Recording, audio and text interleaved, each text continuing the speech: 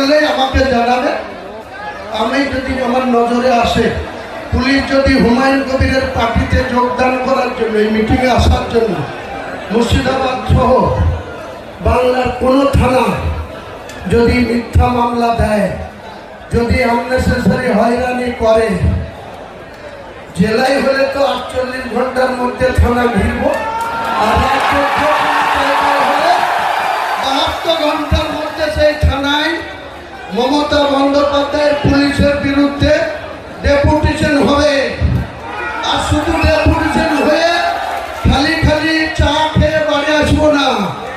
যে মিথ্যা মামলা দিচ্ছেন সেই মিথ্যা মামলাকে উইথড্র করাবো, তা নাহলে এক একটা থানার ইট খুলে নেব,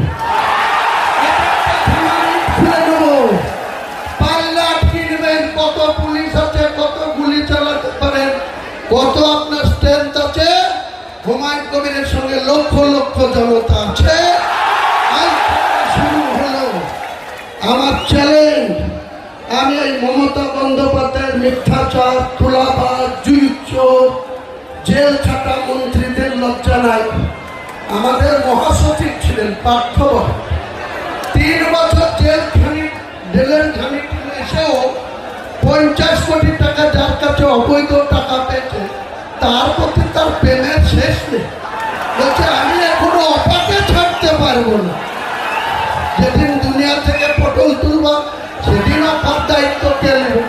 এখন না আছো, উপরওয়ালা যেদিন টিকিট কাটিয়ে দেবে সেদিন অপার দায়িত্ব কে নেবে? পার্থবাবু, কাজে আমাকে বেশি খাটাবেন না।